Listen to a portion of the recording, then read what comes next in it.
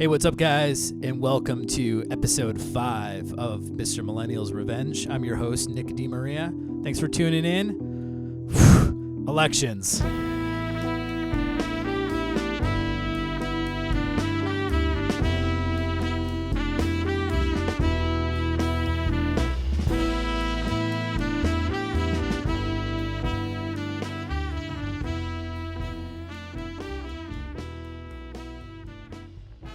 So I'm recording this episode, the monologue part of the episode, on November 4th, 2020. And unless you've been living under a rock, you can imagine what kind of day I'm having.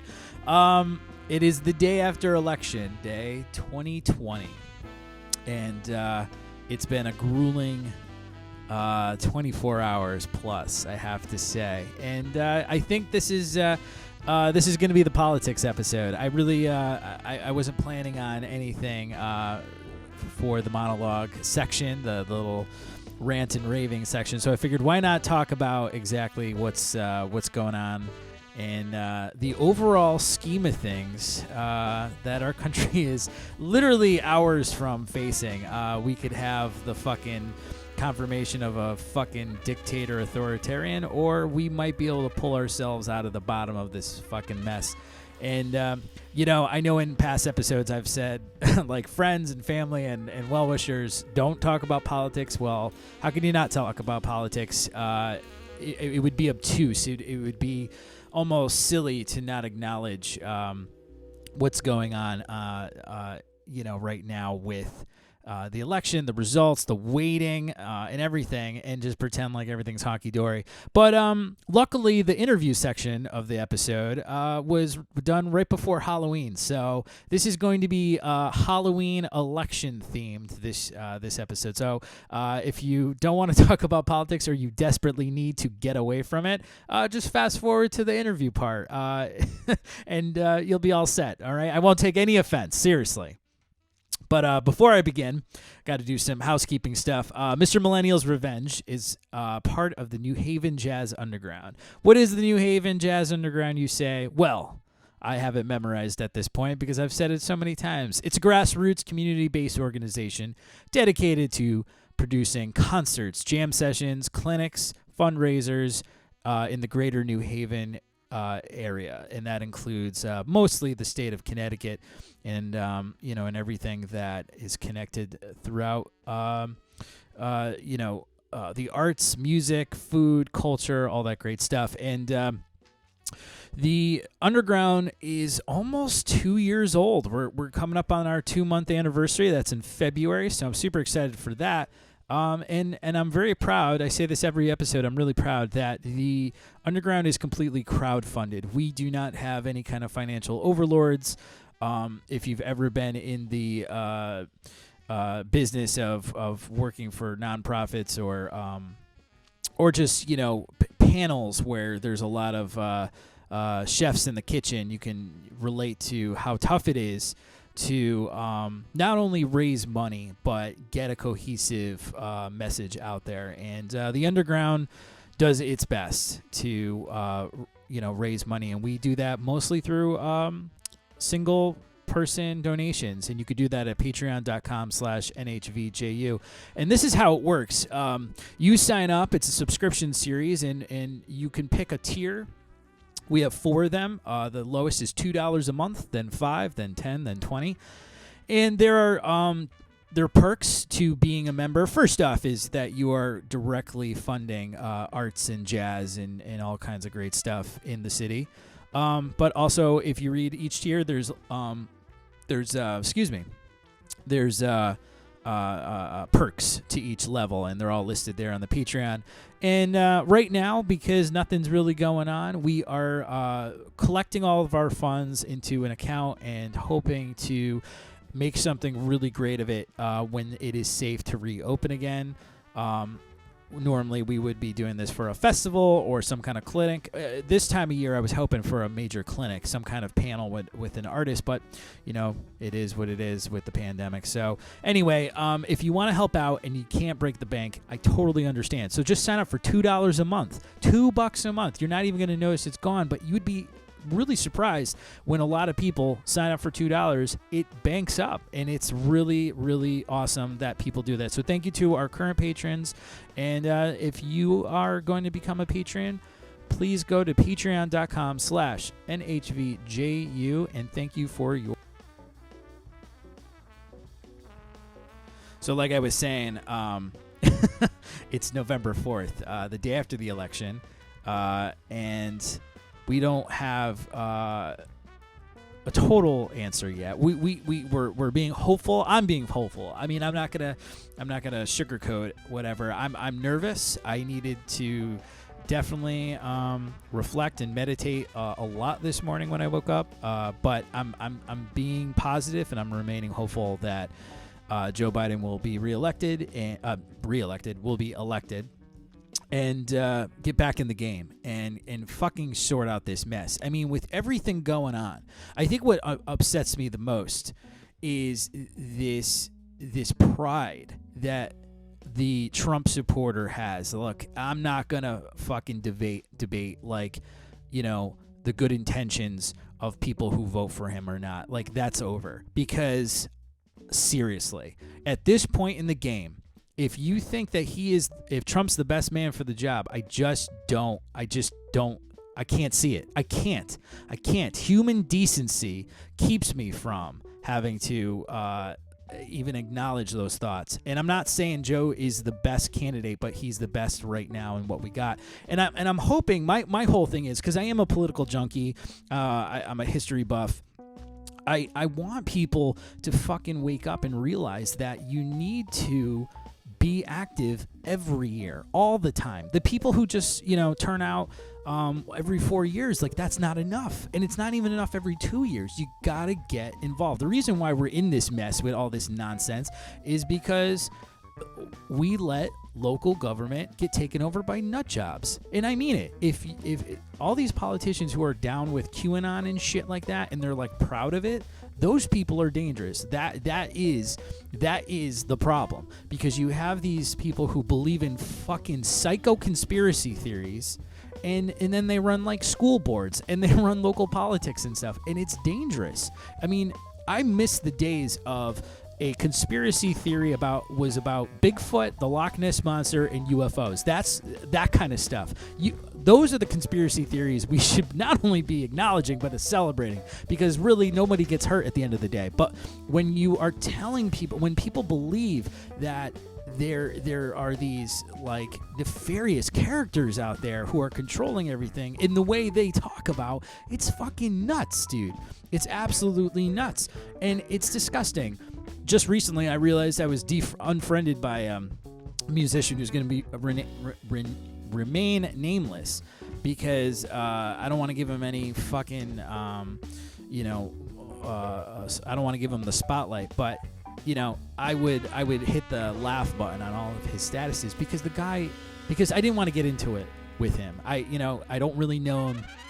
I don't want to get into it with him, but he writes psycho stuff. And you know what's psycho? Attacking transgender kids. That's unacceptable. Whether you agree with it or not is like let's not even go there. The fact that he's going after kids, like, that's unacceptable. And so that used to be shameful. Now it's not. And that's what I'm talking about. And there's only one side that's really embracing that. So that's why I'm like all riled up about it. I went out for lunch today, and I'm driving, and I noticed that a couple of houses that normally have Trump signs out, and a lot of them, I'm talking all the flags, the thin blue flag, thin blue line flag, the thin red line flag, I guess that's something too we have to talk about, all gone. The Trump flag's gone, signs gone, and it's like, I wonder why. Maybe because they know it's not, like, fucking cool. It's not acceptable to be flaunting that stuff. I don't know. I know I'm ranting, but how could you not in this day and age? Because, man, we just got to get our act together in order to get anything done. And we need to get rid of these dark forces that are plaguing our society, man. And it's like, look, I'm not saying, not at all. I am not condoning violence. I am not condoning anything of the sort. But when you accept every point of view, when you accept everything, that's when the hate and that's when the violence and that's when the dark side can rise, is because you're so accepting of everybody's point of view. What we need to be on the same level here is that some ideas, some stances are wrong. They're inherently wrong. It is wrong to attack those weaker than us. It is wrong to attack people that are different than you. We are all humans. So like that's where I'm getting at here, is like some things should be inherently wrong, so we shouldn't even let them have a voice at the table. It's just like look at just recently, like Republicans are freaking out that like fact checking is a thing to them. Like that's the thing. Like Facebook shouldn't fact check people. Social media shouldn't fact check people, as if like your falsehoods have more or just as much weight as the truth. And that's why the earth is on fire. That's why climate change is getting out of control, because people are like, well, we have to hear from this person, even though this person happens to be a climate denier. Like, what are we talking about? Dude, man, the earth is fucking round. Like, we should not even be allowing people to debate the idea otherwise, like that kind of stuff. I'm just worried because, like, science, dude. Science and education, literacy, all of it is so important, and we like lost our way, and it's just really sad. It really is. So, I'm hoping that things turn around, things go better, things get better. People start getting the aid they need. That's another thing too. Like, all of these past podcasts have been talking about the pandemic. Like, none of this is going to get better unless we have a centered approach, a federal approach to all this stuff. I just truly believe it. And if you're not, if you don't agree, you're wrong. You're just wrong. Like, could you imagine if Trump was president in the 40s, we'd be one side of the country would be speaking German, the other side would be speaking Japanese. And nothing against those countries today, because they seem to have faced their inner demons in so many ways. We have just figured out, like, we've been great ever since, and like we're not gonna like ever fall from that.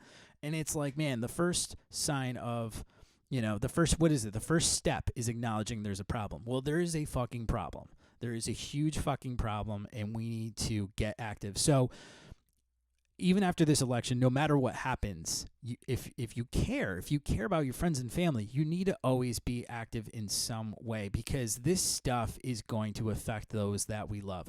I know it sounds like I'm running for office. Good God, I could never. I don't have the fucking patience or demeanor for it. But like, if you don't get active, people you care about could get hurt.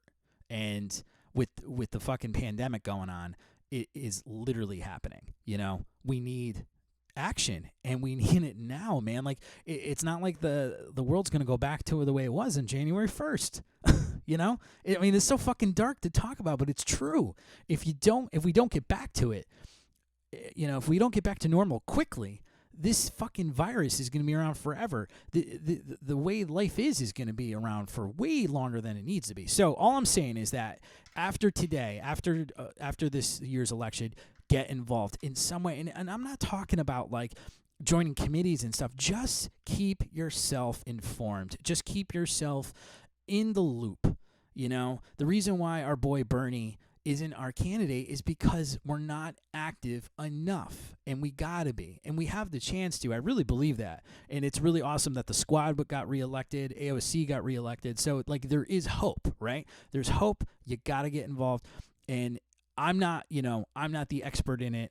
I'm not gonna like leave websites and stuff, but I know that you can look it up, and there's this huge difference between one side and the other. There's a huge difference between accepting people as equals and not. And that's what this is all coming down to, is do you accept your neighbors as equal to you, or not even neighbors, strangers, or not? That's what it comes down to. And it's really disgusting to see people who held in respect, not share those values, not like that. It's just not blatantly obvious, guys, Black Lives Matter. And if it triggers you, you need to look you need to look inside yourself. So anyway, I know I'm ranting. I know like this has probably gone way off base.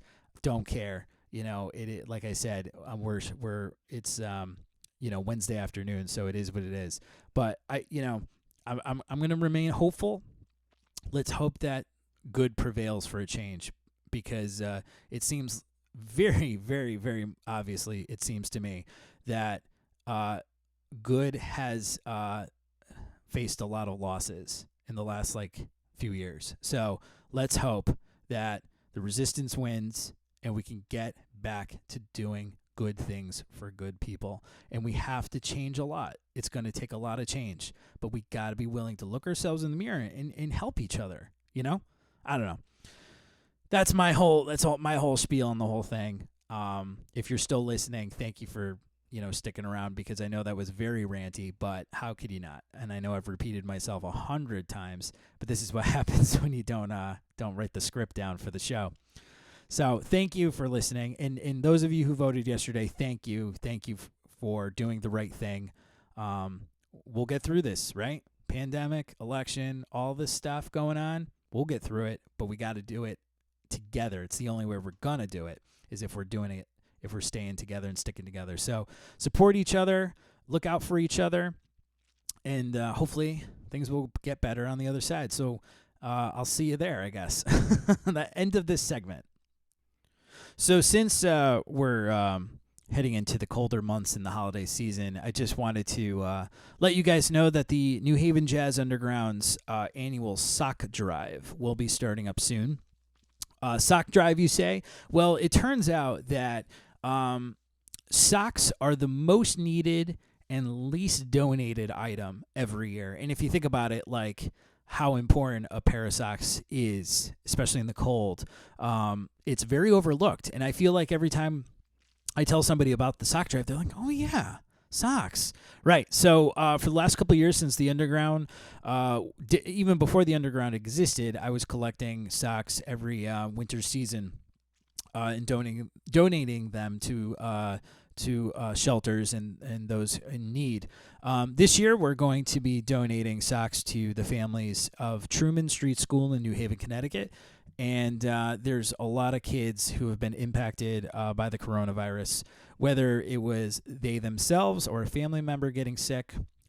Many of these parents are essential workers, manning cash machines and doing jobs that some of us feel are beneath us. But we couldn't, have a society without them. And far too often we forget about them. So part of our mission to look out for our neighbors is to donate socks and make sure that families can get warm socks for this winter for those in need. So keep on the lookout. Check facebook.com/NHVJU for any more information. But, we just normally we be accepting actual, socks, but this year we're just going to take donations. Because, we got to keep everything, socially distanced. So be on the lookout for the NHVJU's sock drive, and that's coming up soon. And I want to thank you in advance if you do donate. So thank you for that. All right, so now on to the interview section of the podcast. Like I said at the beginning of the episode, I recorded this interview with drummer Larry Davis on October 30th, last Friday. So there's a lot of fun Halloween stuff and Halloween-themed bits in our conversation, which is really great. It was awesome to catch up with Larry. I've seen him a few times since quarantine.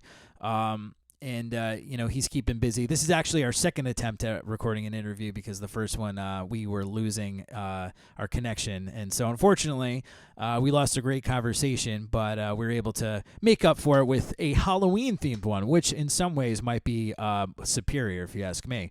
But Larry and I talk about what musicians talk about, right? And I asked him to bring some recordings to talk about. I didn't realize I was putting him under the pressure so much, but he pulled through. It's always great to talk to Larry. He is a cat who you will always see in the audience. One thing I've always made clear is that Larry is a scenester. He is a guy who, if he's not on the gig, it is not uncommon to see him in the audience chilling with a drink and just legit enjoying the music. And I really appreciate that. It's rare to see that, and it's sad that it's rare to see that, but that makes Larry that much more of a gem. So I'm really glad you guys can join us for this interview, and I hope you enjoy my interview with drummer Larry Davis.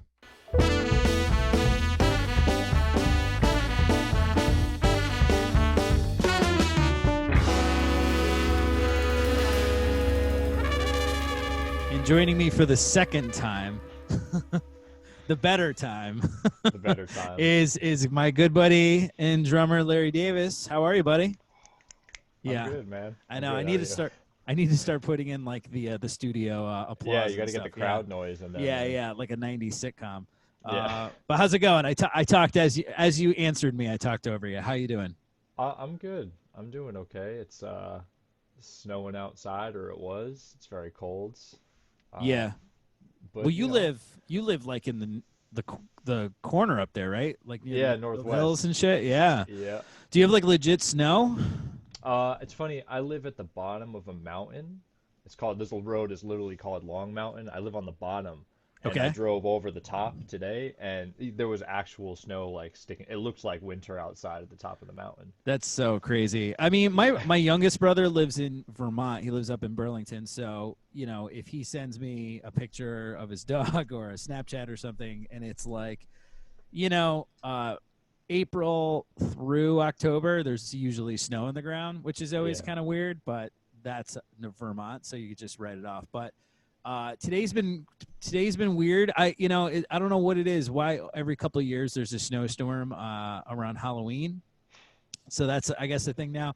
My backyard is completely flooded. The marsh water is like to a level that's just I'm just glad, put it this way, I'm glad my basement isn't underwater, because I was like, oh shit, I was gonna say, know why I got this wanted house. to ask you, I guess, because there's a house around here. It was like a running joke as I grew up. They had this yard that was right next to like this river. It was like a small river. Sure. Every time that was rain, their yard would flood. Like their house was definitely flooded. Their house is like elevated, but there's no doubt, like, their yard was flooded. It was a disaster. So is that something you guys considered when you were getting the house? Like, did you think about that? Absolutely. I think when we were house hunting, the thing that like I made sure to check was the roof and the basement.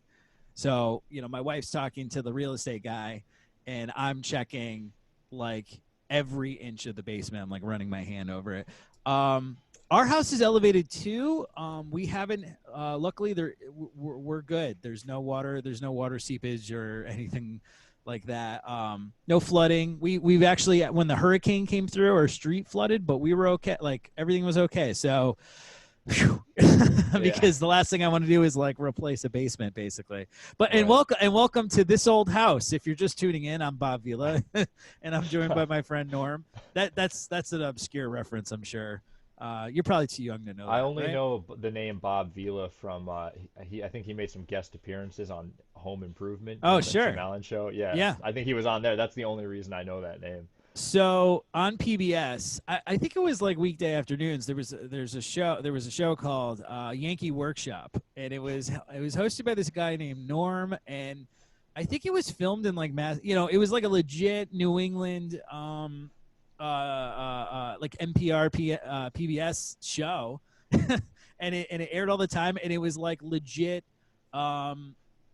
Like the guy would show you how to make a cabinet and stuff. And I think he's still doing the show like in some form or another. And I think Bob Vila was basically like the national version of Norm. Like, cause I feel like This Old House that was Bob Vila's show. They aired at the same time, or they like interacted with each other somehow. But basically like Bob Vila was like the famous, I feel like he was the national, Home Improvement guy. Yeah. And then when the show Home Improvement was on, Yeah. Tim Taylor was basically like a spoof of Bob Oh, I Vila. was just about to ask Yeah, that. Yeah, because I yeah. mean, that totally sounds like the show. At least those skits in the show, the actual show itself, Tool Time or whatever it was. Yeah, Tool Time. Yeah. Yeah. So growing up with a dad who was semi-handy, grease monkey type, with three sons, our house, you better believe, in the '90s, the DeMaria household very much saw themselves in the Taylor family. Oh man. Um, which is funny too, because my brother Tommy often compares, like, he'll bring up Jonathan Taylor Thomas, and I'm always like, not this again, because Yeah. we're not going through how somehow you are more successful than him. So Right. that's always like a Thanksgiving joke at our table. But yeah, the Bliss, man. I always talk about literally the gay '90s. Now, officially, the gay '90s was in the 1800s. The 1890s was supposedly the gay '90s, but I nostalgically look back 30 years now, 25 years into the, oh man, what an That was era. 30 Like, years so ago. I know so many Yeah. Well. so many problems, but so much progress. What a time to be alive. What an absolute time. And it's so funny, man, because with all the rise in the Proud Boy stuff and the militia stuff and all this like white supremacist stuff, I'm like, oh man, we're like back to the '90s, because in the '90s it was all like domestic terrorism. Yeah. I was like, we've come full circle, man. Like, Right. the 2030s will be back, focused on something else, but we are back. We are back in experiencing terribleness from our own countrymen. It just Yeah. everything. It seems like, it's funny you say that. I just feel like things like that happen in cycles almost. Like Oh nothing yeah, new ever happens. It's always something that happened in the past that's happening again, maybe in a different light or something like that. Which is it's kind of fun. crazy to think Yeah, about, because that's kind of how it works, it seems like. it's funny, man, because a lot of my students dig basketball, and they'll ask me about Michael Jordan all the time, because they're like, oh yeah, Mr. D, you're about my dad's age, right? What's your who do you think's the best basketball player? And man, I was never really into basketball, but like, yeah, like I remember, Michael Jordan, Scottie Pippen, like the Bulls. I think they won like three. They won three times, and then there was a year off, and they won another three times, something like that. And I remember, yeah, like I was like, anyone from the Bulls in the '90s is better than whoever you're talking about right now. And usually like there's a kid who thinks I'm talking super shade, and then there's always one kid who's like, no, you right. That's how it is. And I'm like, lucky guess, because that's Yeah. all I really remember. Right. But yeah, I'm very nostalgic for anything '90s. I guess terrorism aside, Yeah, that's I good that you're yeah, not nostalgic about that no, no, anyway. not at all, not at all. But yeah, it's funny how things always come back around again, which is why we're redoing this conversation. Yeah, We had dude, a great a whole week, man. A whole yeah, week went by. yeah. We're reliving it here. We had a great conversation last week, but unfortunately, Larry's connection was not working out. And man, it sucks, because the reason why I wanted to can that interview is you got into some deep shit, and then you lost internet, and I was just like, oh Dude, fuck. that's the story of my life, man. Something always happens. There's always something that cuts me off. It's like I'm about to say something super prolific, and life is just Right. like, nope, Yeah. stop, Yeah. not Well, now. you just got to keep going around it. So hopefully the house doesn't fall down, or nothing crazy. Dude, I'm So worried my dogs are gonna start barking and they're gonna come down here and start, knowing it's not gonna yeah, happen, but I'm just saying, like, if something's gonna happen, that's gonna be it. They're we're gonna gonna be see a super. tail like knock the phone off the table, Yeah, they're basically. just Yeah. like just gonna try and jump on me, and my whole computer is gonna fall over and break. And Yeah, yeah. I mean, my puppy, hopefully she's sleeping, because she'll probably be a fucking nightmare. She's very needy. I'm pretty certain she has like, what is it? Like, she can't be away from anyone. Not it's that separation anxiety. separate. Yeah, she has Yeah. separation anxiety. Pretty sure we got her over the summer. She's never really had the opportunity to be alone because we're always home. So Right. Oh, I see. yeah, so same with our cat. We got our kitten the day both of us were sent home from work. So our animals have never known anything. So I actually had to go to school the other day. I get home, my dog acted like she couldn't believe I was home. Like, oh my Wow. God, you've been gone so long. So Wow. yeah. So she's I get it, man. Yeah, when you go they're back to very school, neat. that's going to be a very interesting thing to see and see if they normalize to that, you Well, not being around as yeah. much. Well, who knows when that's going to be? They just told us that we're not going back indefinitely now because of all the Oh, increased cases. So okay. I was supposed to go back in a week. Now I'm Right, going back whenever, probably not until the spring, right. because people can't get their fucking act together. But I'm trying to keep this the non-COVID. This is The the non, we already non-COVID did this. We episode. already did this in the I last know, one I too. know. This is the non-COVID episode. This is we are recording this today, October 30th, 2020. It is the day before Halloween. Larry, are you a Halloween guy? Nah, not really. I mean, even growing up, Well, it's been like, nice having you. See it? No, it's yeah, just see you next time. yeah. No, I mean, it was cool growing up. I'm not much for the Halloween spooky spirit kind of stuff. I don't know. It's just never been a holiday that maybe has resonated with me as much. Or, Hmm. yeah, I was never crazy about like going out and like, trick or treating and stuff it was cool, the couple years I did it, but it was never like when I grew up to be a teenager, it was something like I wasn't one of the kids that was going out with my friends around the neighborhood and stuff like that. See, I was the opposite.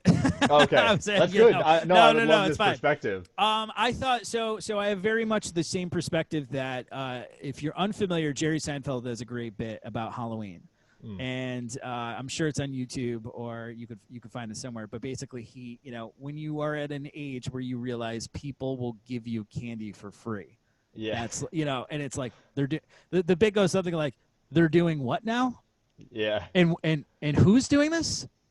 Everyone we know is just passing out candy. That was me. That I loved. I loved costumes. I loved all that stuff. I think peak Halloween is probably around sixth grade, and I feel Mm, like because you're still young enough to be social, it's sociably acceptable to go. Usually go as an army guy at that point because you don't want to wear like a wizard costume or something. right. But you're old enough to stay out a little bit longer, and you're old enough to strategize. And I remember distinctly 6th, 7th, and 8th grade, Halloween 96 through 98. I just got everything from my neighbors. My buddy and I mapped out the entire area of town we lived in and just hit every house strategically. We knew how to hit certain houses on the way back where they wouldn't recognize us because it had been so much time. So much candy. Wow. I think when I was in 8th grade, no joke, brought home like 30 pounds of candy. I mean, it was Eighth grade. insane. That's kind Yeah, of late, isn't it, to do it yeah. I mean, I too? was done after that. Yeah, okay. I was you gonna say. know, Oh, I mean, dude, that was like the mother load. You couldn't go Oh back yeah. after Oh that. Yeah. yeah, for sure. I mean, luckily being short helped because if you wear a mask or wear a disguise, people just think you're younger. So True. True. that definitely helped out immensely. But as I got older and learned about the actual history behind Halloween, that's what's kind of like kept it going in adulthood because like as an adult, I love it for all the secular reasons, the candy, the monsters, the whole vibe. I love it. But then when you learn about its pagan origins and how the church like took it over, same thing with Christmas, it's even cooler, and Oh. and it's like and so what's funny is I'll have students who say, "Well, I can't celebrate Halloween because I'm Christian." I get so hoity-toity with them, and like, there's always a kid who goes, "It's the devil's birthday," and I'm like, "Actually, it's not." Two, it was a holiday that the church recognized, so therefore, it is Christian to acknowledge Halloween. But that's my own like Roman Catholic like hopes, Wow, I that they wasn't understand. aware of this history, so I'm gonna Oh have to check well, that out. That makes a lot of sense. Yeah. oh, sure, sure. So the pagans had a day. They have the pagans in Ireland and in Britannia, if you will. They celebrated a day like Halloween in the spring, and then one where in the fall. And as Christianity, as Christianity as a whole was spreading, it was easier to steal current holidays and make them Christian holidays than to try to change everybody completely. So so they adapted November 1st is all Saints Day. Yeah. And so the night before is All Hallows Eve, which is like the pagan day. So then you got November 2nd, which is All Souls Day. So in like old school European calendar stuff, you would November 2nd, November 1st would be like these super holy days. So Yes. October 31st was like the night before, and it's like when ghosts and spirits can walk among us and stuff. It was a whole like adaptation. Yeah, I mean, I'm giving like a lesson on Halloween and stuff. So it's like that's why the Day of the Dead is not. Yes. It's not Halloween. It's Right. it's November 2nd, I believe. I see. Because Okay, because it's a celebration of the souls going to heaven and whatnot. Yeah. And basically when it got to the New World, it was Americanized and then commercialized in like the 50s. The thing is that like you can't be totally mad at boomers, because boomers essentially created Halloween in the fashion we know it today. Interesting. Yeah, but so it's the same thing with Christmas. That's where Yule comes from. Yule. Yuletide is like the pagan winter holiday or a day of winter or something. And so they were like, that's the day Christmas is. Like Christmas trees, they're fucking pagan, dude. Oh, yeah. Interesting. That's why we decorate Christmas trees. It's not Christian at all. It's fucking paganistic. And that's why I get all smug when people get super uppity about Christian values. I'm like, which ones are we talking about? The ones stolen or the ones borrowed? Because, But so I've always dug Halloween in that regard. So I'm super excited to be a first-time homeowner on Halloween to give out candy. Are you giving back to the community? Normally I would be. I definitely live in a neighborhood. I guess not. Yeah, of course not. Yeah, wow. Normally, I definitely live on a fucking trick-or-treating bonanza street. I live on this like. Well, you've been here. It's kind of like a figure eight. So definitely. I'll probably get some trick-or-treaters tomorrow. So we decided to do things safely. We pre-bagged all the candy in Ziploc bags, and we're gonna put it on a bowl on a stool like in front of the house, and we're just gonna wave from like our storm door. We're not gonna like go out there and actually touch them or pass out the candy. I mean, that's like the compromise, because my wife, like, all she wanted was to give out trick-or-treating candy, and I'm like, COVID, so that's our version this year. But like my neighbors, they're really nice people, but they're like, oh, come over, we're gonna have food, we're gonna project Hocus Pocus on the front of the house. And I'm like, lady, there's a huge uptick in cases. I'm screaming at her in my head, but outside I'm just like, we'll wave from the living room. Sorry. They're good people. It's just come on. This is, nope, we're staying away from COVID. So all right. So I like the Halloween theme. My favorite part of Halloween are the jack-o'-lanterns. That's absolutely my favorite thing. Were you into that as a kid? I was. I mean, I was really bad at it. I'm not a very good artist or carver or any of the sorts, very imaginative. But it was always fun. I liked carving out pumpkins. I liked getting the pumpkin seeds out, like roasting those or whatever, and also, just cleaning out the insides of the pumpkins. And it was cool to have something, like it's like you put the candle in it, you put it somewhere, and I'm definitely into candles and I'm into light. So the idea of like jack-o'-lantern with like the candle in it at nighttime somewhere is like that's great. Or even just like the bags with the candles or stuff like that. If you like cut out your own design, Yeah. All that stuff. I always loved I always loved jack-o'-lanterns, as they're definitely my favorite part. However, I am bad at it. Like, I'm not the kind of person who does the Jack Skellington, design, or like I'm not going to do like some kind of super elaborate like carving. I can't do that. I just don't have the hands for it, I guess. So the basic generic jack-o'-lantern faces, those are what I love. The triangle eyes, the triangle nose, the sharp teeth, that's it, man. Like, I love that stuff. So we're gonna do that tonight. So basic designs. My wife, however, she'll put like, the design that has the witch, the black cat, and the half moon, and the castle in the background. She'll do those. She's super good at it. She'll do something like that. Could she do it? Does she do it without like the printouts or whatever? She uses the printout, but still, it's like impressive. It's not. At least for me, not easy. Yeah, I tried. I mean, I would try and do the printouts too when I was a kid. And it's still hard. Yeah. Even with the printouts, for some reason I can't fucking do it. I don't know why. So I stick to basic shit. Right. and it's still effective. So Yeah, man, you can't beat the classics. and Gotta stick with again, what works. yeah, and again, back to the origins, jack-o'-lanterns were like originally carved in turnips, like in England. Turnips? But well, the thing is that there's only like 3 foods that are native to North America that you cannot find anywhere else in the world, and it's like corn, gourds, and I'm forgetting the last one.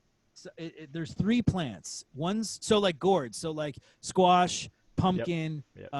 all that stuff. You can only find them here, so that's why carved pumpkins is an American thing because they don't grow over there. So Well, I'm just trying to figure out like the idea of you know, carving a turnip seems very difficult.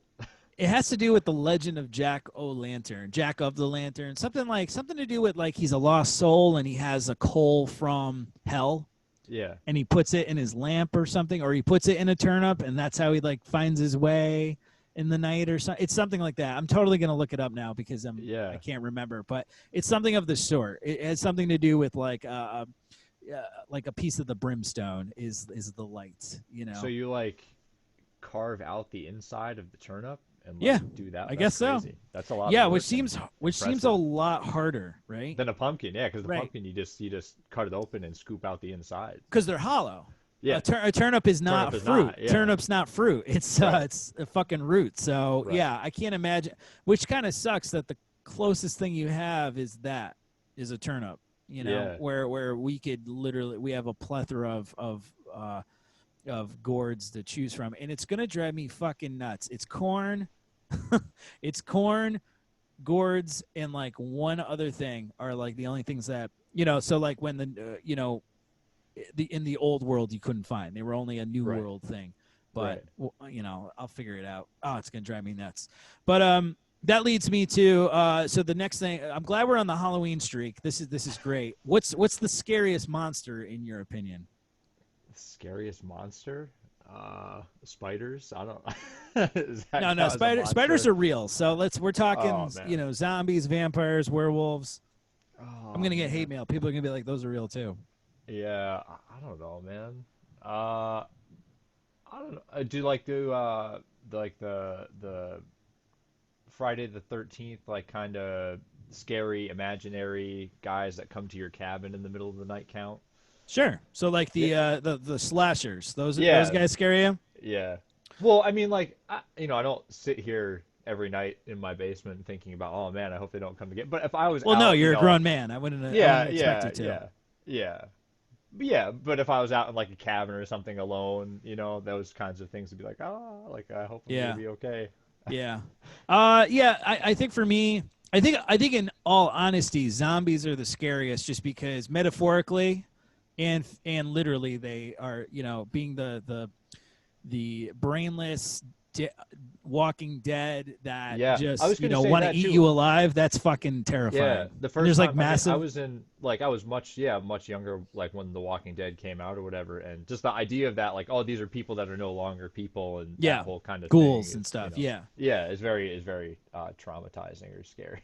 Yeah, I was more afraid of aliens growing up, like outer space aliens, than any like traditional monsters, and that's because I'm going to share this. This is an actual true tidbit. My parents deny they deny this completely, but I mean, there's no memory like trauma memory. But my parents were into UFOs when I was a kid, so like '90s. In the '90s, my parents were watching a lot of unsolved mysteries and sightings. There was a show called Sightings. Mm. Fucking terrifying, and it was always about like aliens, UFOs, and stuff. And my parents rented the movie Fire in the Sky. Did you ever see that movie? I did not It's got know. the kid. It's got the kid from E.T. in it, but he's older. This is a few years later, so he's older. And for those of you who have not seen either, he's the dad from The Haunting of Hill House. So if you've seen that, the younger version of the dad. Anyway, it's supposedly based on a true story about a lumberjack who got abducted by aliens. And what's scary as shit is they show he like remembers what they did to him. He remembers the the experiments they did on him. So Oh. you're watching this fucking alien probing shit, and I remember being so scared I couldn't be in the room when my parents were watching it, but I was too afraid to be alone. So I sat at the kitchen table. I'll Oh never forget man. this. I was reading an X-Men comic like over and over again because I was so scared to be alone. I didn't want to leave the room, but I couldn't watch it. So from then on, I was terrified of being abducted. And the house growing up, we had a long driveway. So every night from like age probably 9 to, no joke, like 16, I would run after I brought the garbage pails to the end of the driveway. I'd run back to the house because I was certain Oh. they were gonna, because they abduct him in the woods. Okay. As he's coming back from a logging trail or trip or something. So I was like, if they're gonna get me, they're gonna get me right now. So I got to get back to the house. And Right. So as a kid, it was more so that kind of stuff. But I guess when we think of traditional Halloween monsters and stuff, yeah, I'd have to say zombies are definitely the scariest. My favorite though is Frankenstein's monster. I think out of the Universal. You ever see those movies? The Universal monster, like the original Dracula, the original Frankenstein. They're so No. good, dude. They're all like snapshots in time. I mean, most of them were made in the 30s. So Right. we're talking, it looks like special effects that you yourself can make in your house right at any moment.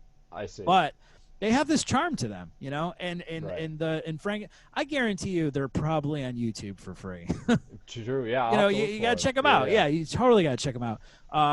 And the Night of the Living Dead, which is a classic, 1968, I believe. Which they didn't even call them zombies in that; they call them ghouls.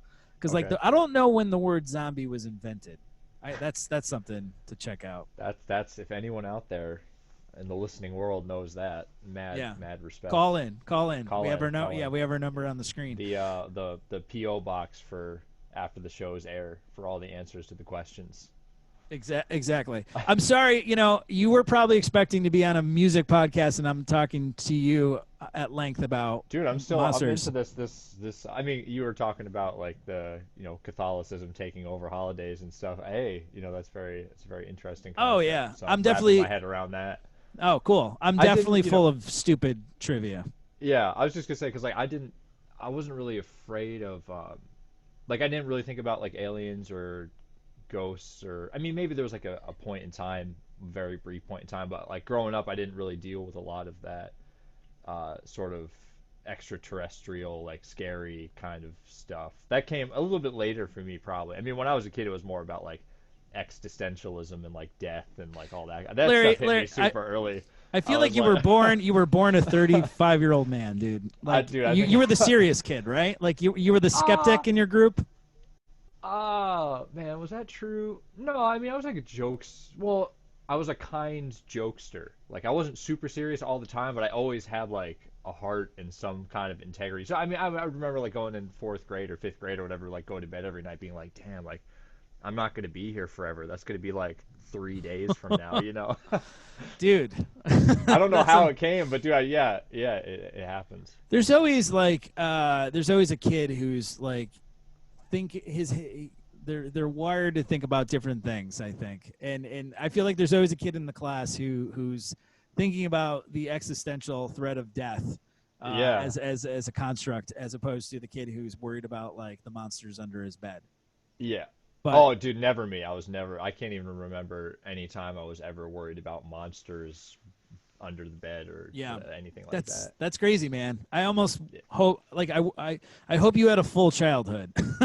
I hope you know I hope that you didn't miss out on anything being scared of the dark, or because you're so yeah, you're very pragmatic. You've always been like you got a level head, you got a good adult head on your shoulders. But I could tell that you had that when you were a kid too. So I hope you didn't True. miss it. Well, I hope you didn't miss out on shit no, because of it.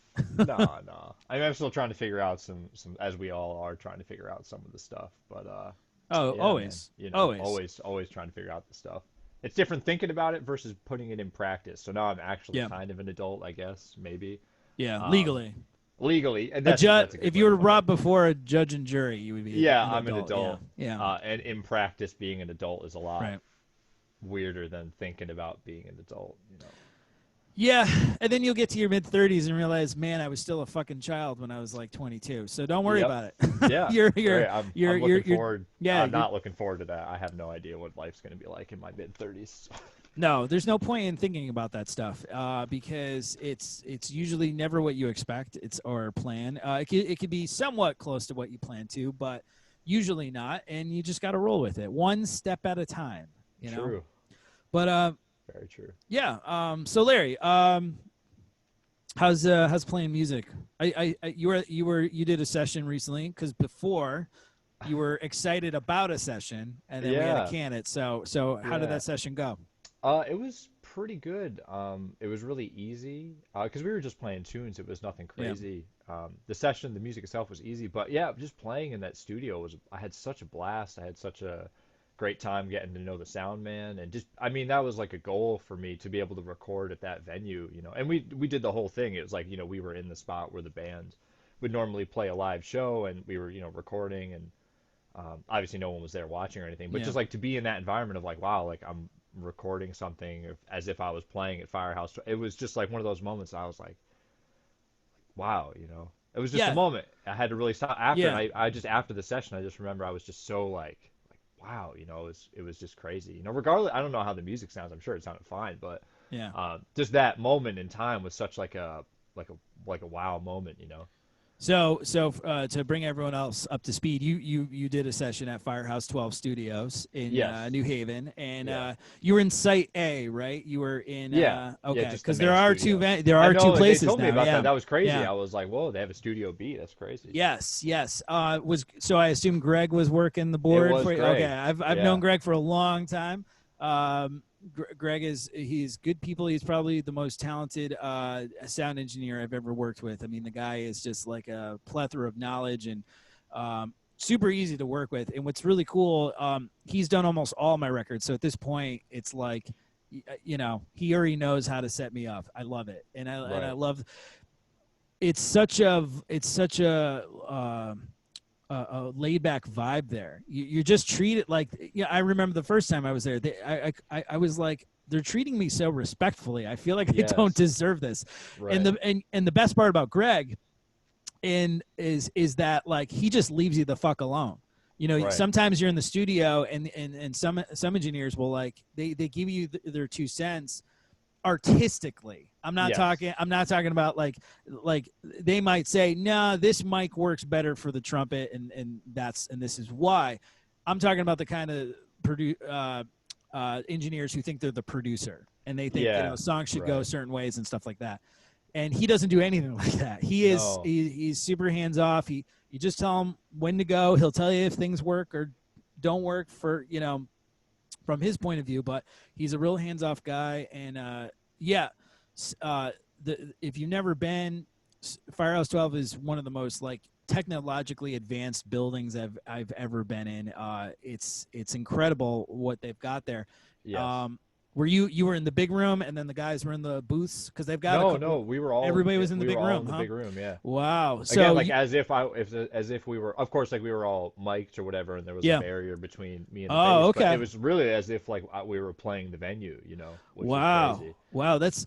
Wow, that's cool. I did a live recording there. So just once I did it as like the band. We did a concert that they recorded, so we had that live experience. But normally, I should add too. I mean, the reason why we did that, it was for a video. So the leader of the band had to do video. So we were all in the video. It was more out of necessity, but still the idea of like, man, you know, like I was like, maybe that's the bronze package. Like, no, you know, no. If you're on a budget, they'll just set you up in one room. Set you up in the main room. Yeah. What's crazy is I don't know if Pellegrini told you, our good buddy Anthony. Him and I were on a musical soundtrack. Yeah, you were telling me that last time, I think. Yeah, and what's crazy is Anthony and I were both in separate booths, and I was it was my first time there since all of this mess. And I said to Greg, I was like, is it safe? Like, just tell me it's safe and I'll come, you know? And he goes, well, the booths have their own air systems. So they're actually very safe because you're only, you know, the only air being breathed in or out is you if you're in there. And I was like, all right, that's good enough for me. So it was pretty insane because he's, there's all these like there's all like these trap doors in that studio that like where he could put amps and stuff, and it's insane. He's like, yeah, he's like, there's some spot where he could put an amp that does get an air supply because it's so deep that like he would, the fear of being locked in there by accident, Right. you would suffocate. So they actually do pump air into that one like little chamber. It's weird. But Site B is really cool. It used to look one way. Now they've made it another way. They basically I feel like they abandoned the original Site B and then added the new one. Or maybe one site. No, it's been so long, but they're always like improving the place. And the new Site B is nuts. I've done some work there, mostly plug and play kind of stuff where like, I come in and lay down a trumpet track for somebody and it's just the one mic, the one set of headphones. That's it. So I've never done anything with a band there, but it's crazy. And then they have all that gear. Yes. They have they have like any keyboard you need. They have all of Anthony Braxton's like, 20-foot tall double triple bass saxophones and shit there. It's nuts. It's absolutely nuts there. But I'm really glad you got to play there because it's such an experience.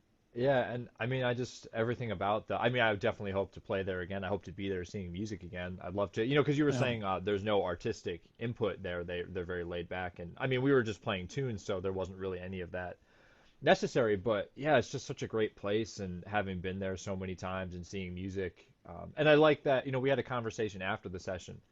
All of us and Greg were talking, and we were like fanboying over like he's a big Matt Wilson fan. He loves when Matt comes to town and plays there, and we were talking about like Julian Lage and Bill Frisell and all these people that have come through to play, and I just really appreciated the way that they as a venue seem to really know what they want and what type of music they're trying to get. Yes. And they have a lot of pride in the music they present regardless of the turnout. Because I mean, he was saying there are shows where of course it's like packed and there are people there, and then there's like really out shows that not as many people come to, but there's like a dedicated fan base that come regardless. And I think it's just cool when there's a venue that has this thing. They're not trying to cater to what's going to bring in the most people, but they're catering for like what's best to artistically serve the community.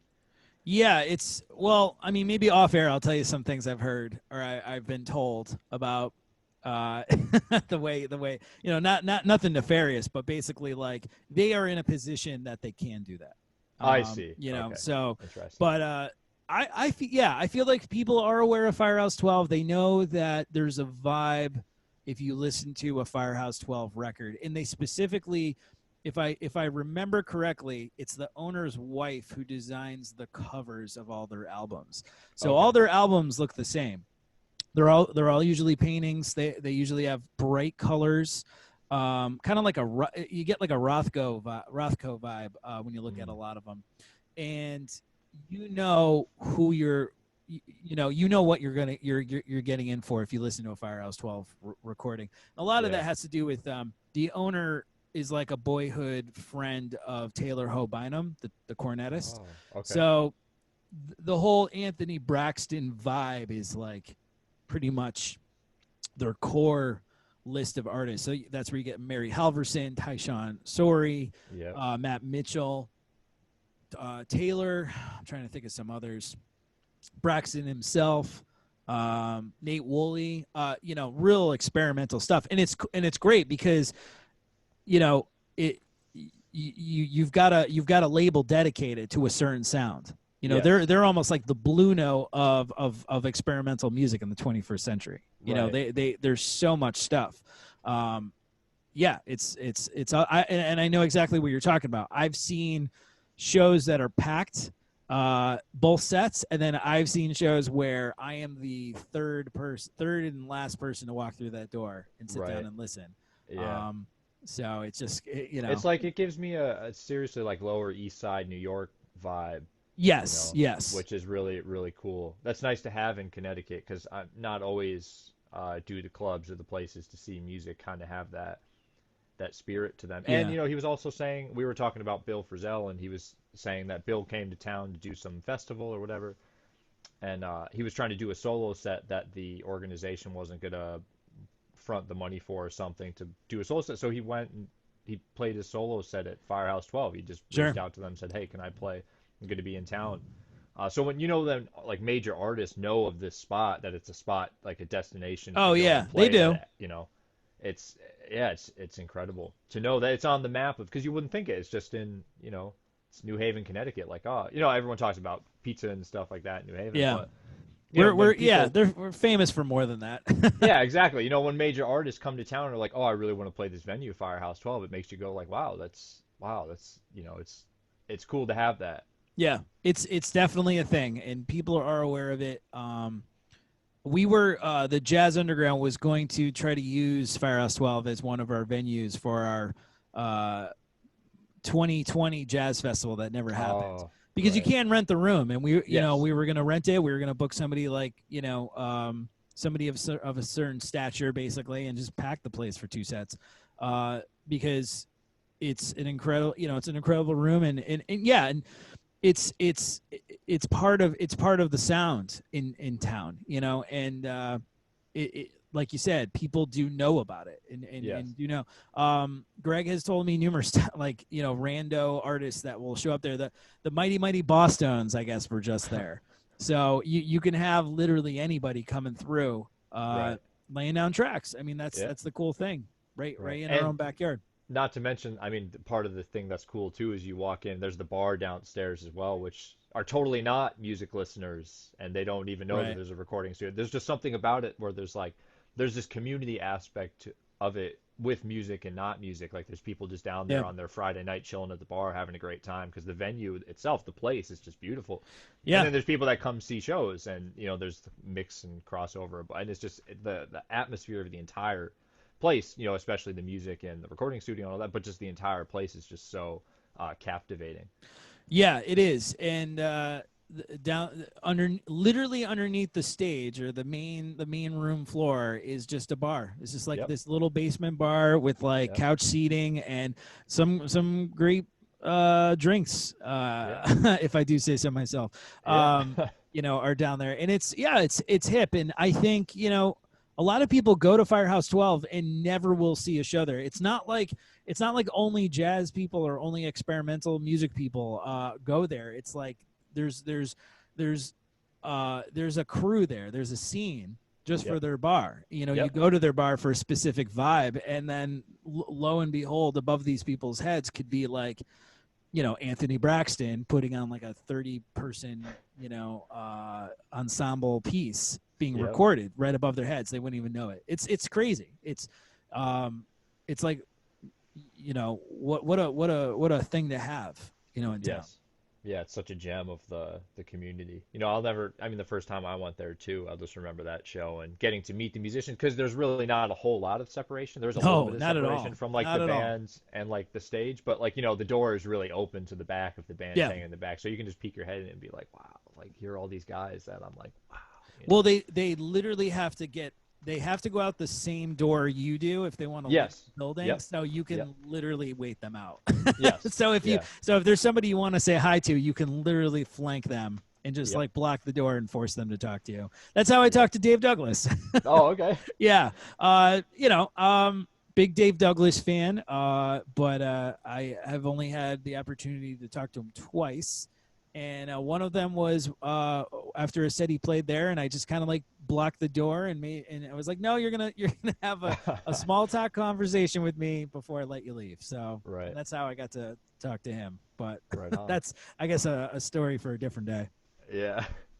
So Right. Larry, you're, in case nobody knew, I'm sure everybody does, but you're a drummer. You're a drummer, but you That's what I call myself. Yeah. right. No, you're very, very solid drummer, man. I feel like over the years you've been I see you in more and more groups. Basically, you seem to be like a really I feel like there's a collective vibe that people can count on you personally and musically. I think we talked about that in our first conversation. Was like you've got this like solid reputation of being a solid player. Mm. And what when when you get a call to play, you've worked with me and Yes, sir. and many people we know. When you get the call, man, what is your what am I trying to say? What is your main goal when you're buying the kit there? Oh man, I What's think that's what's what's most important to you when you're behind the kit? man, that's a great question. Because I think it's sort of changed over the years without changing. I don't know. I feel like I've done this big circle in all these years of my playing, but I think the main thing is really just to try and make the music feel the best it can, like not to be too intrusive. I feel weird, and I always grew up having this problem, especially when I was in college. It was the same deal where, you know, there are a lot of people that play a lot of notes, and that's really awesome, and it's great. Like I respect people that can play way more notes than I can, or not even way more, but just more notes than I can. But yeah, really just being like a solid foundation, because I think that carries across genres too. It's not only straight ahead, or it's not only like Oh yeah, rock, or not only whatever. It's like in every doesn't have to be style of music. jazz. Yeah, Yeah, if I can just like bring that sort of bass line that other people want to play with and then play over, and that inspires them to play something great, while at the same time trying to like also say what I'm trying to say when I get the opportunity. But yeah, not to be too intrusive. I think I definitely come at it more from like a listening standpoint as opposed to an agenda standpoint. Like I'm not yeah. really trying to say I'm going to wait till I get to the gig, make it feel good, and then once it feels good, I'm going to try and add in what I want to what I want to add in.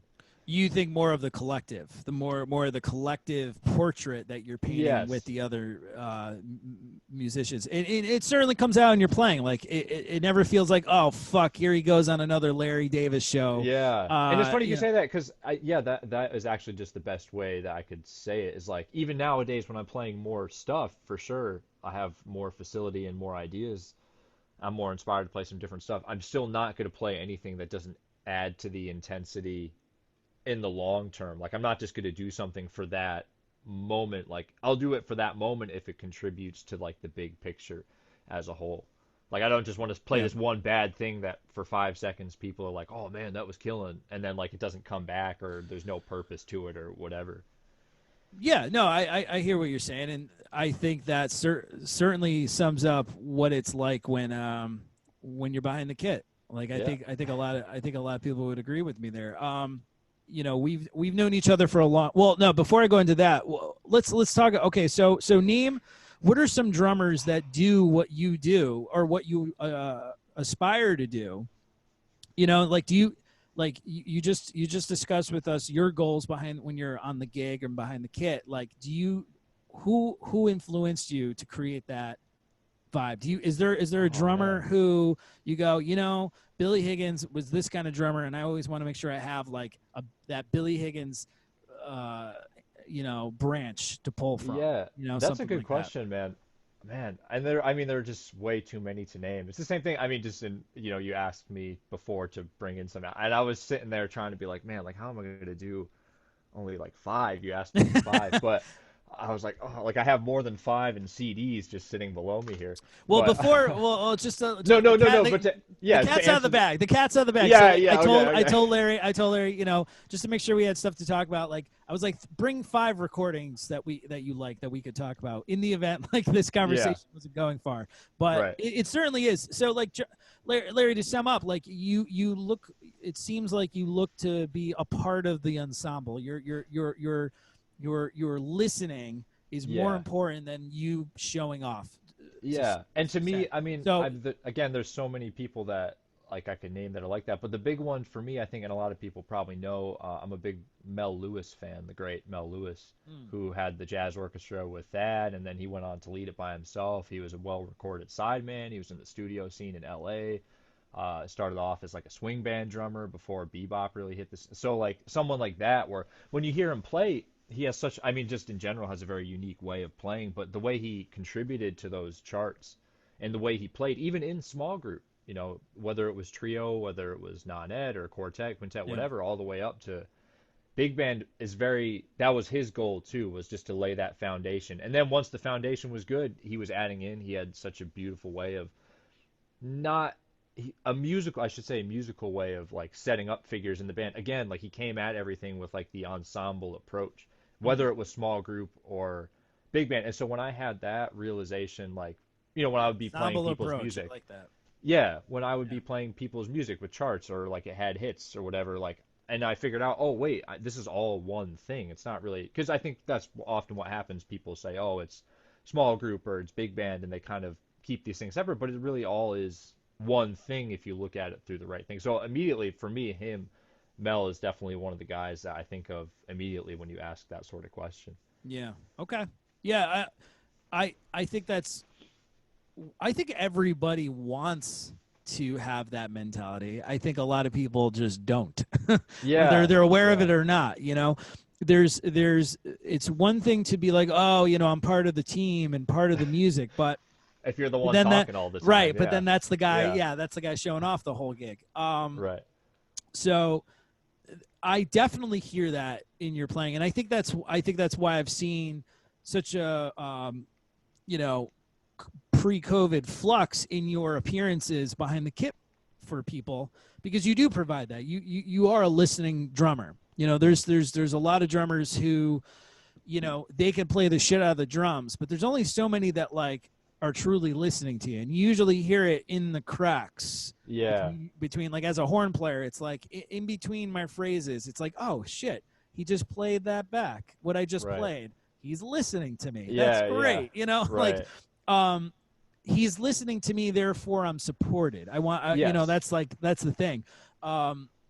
You get drummers who the ones I like to work with the most are the ones that can like sing melodies, like Mm. they know the tunes, Yeah. so Oh if you man, if that's you so important. Yeah. yeah, so like if Yep. you call a tune, they could sing it while they're drumming it, Yep. because they're aware of it. I think that's something that's really it's a really wonderful thing when you know that the drummer knows how the phrases of the tune go, or Yeah. or just know where you're going, and instead of being like, oh, it's another 32 bar tune, and they just play Yeah. time the whole time. Right. They played two feel on the A section, swing on the bridge. Yeah, they Yeah. give you this generic vibe, and it's like, do you even know the song you're playing? Right. Um, Man, that's so, and it's funny you say that because yeah, I have this sort of reputation for, well, I shouldn't say that. That's not really true, but like sometimes I'll play with people or, I'll be at a session or whatever, and, we'll play a certain tune or I'll call a certain tune and I'll call it in a certain